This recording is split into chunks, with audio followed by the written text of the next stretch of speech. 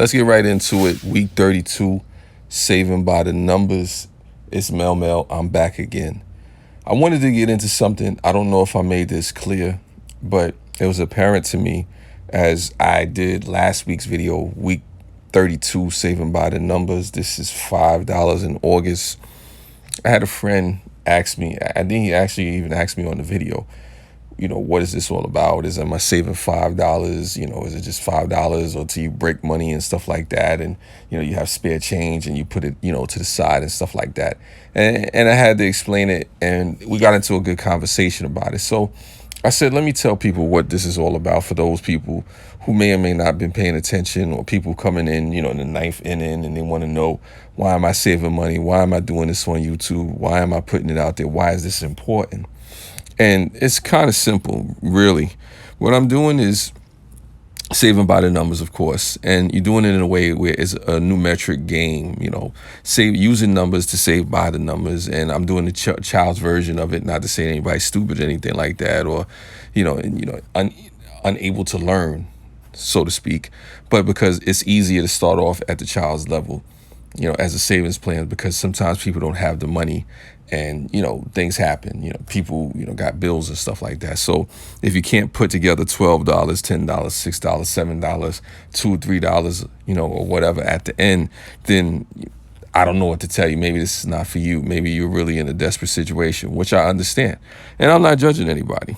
So basically what it is $12 in January, each week, $11 in February, $10 in March, $9 in April, $8 in May, $7 in June, $6 in July, $5 in August, which we're in August now, $4 in September, $3 in October, $2 in November, and $1 in December. And this is each month a set number for however many weeks that are in that month.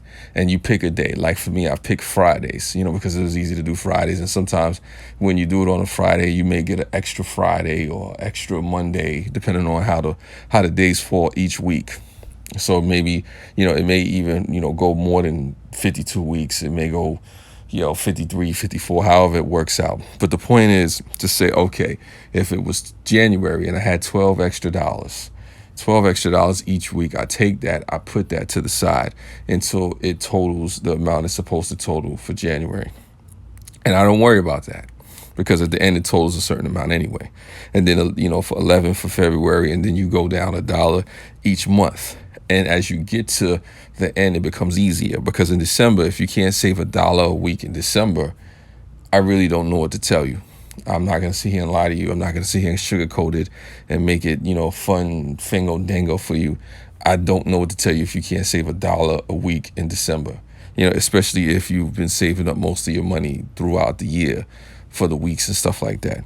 But the reason all this is even important is because I was explaining to my friend, there's so many people in America, who don't even have $1,000 in their bank account. Some people who don't have bank accounts.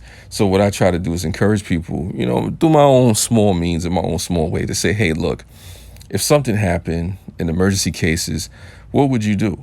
Do you have $100? Do you have $300? Do you have $1,000? Do you even have, $1,000 more?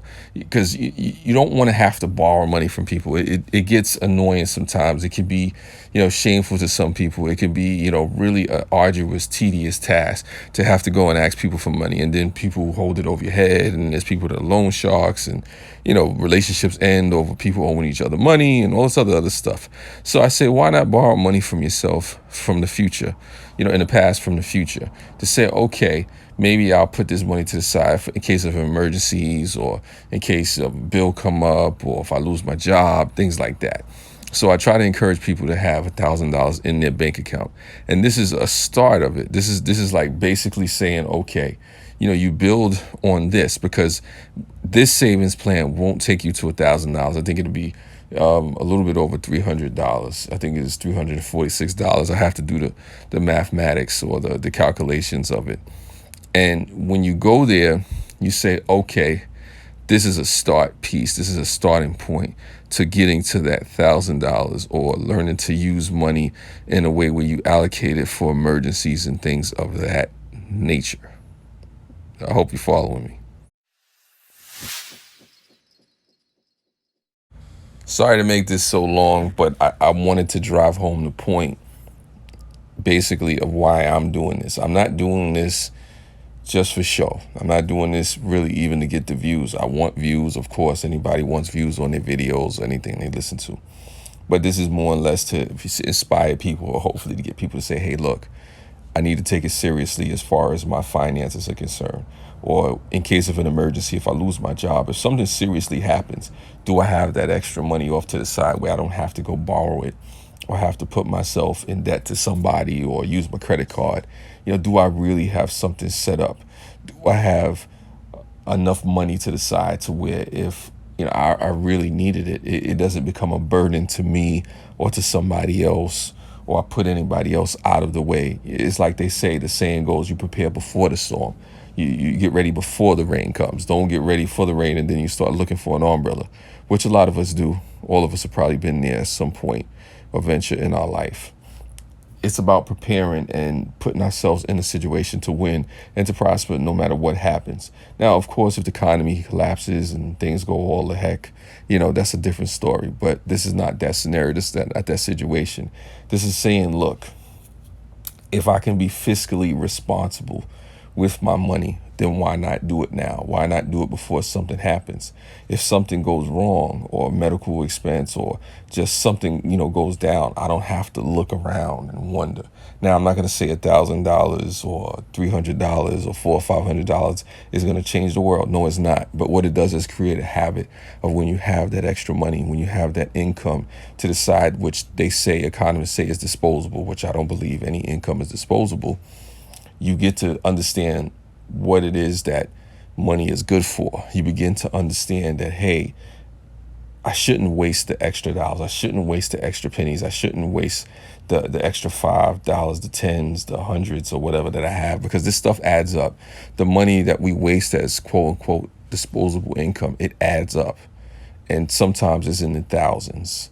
Over time is in the hundreds of thousands. And then when you go to, GDP, gross domestic product for a country, or, just an economic system, it can go into the billions and the trillions. So all this disposable income or wasteful money or wasteful spending is money we don't have for the things that we really need.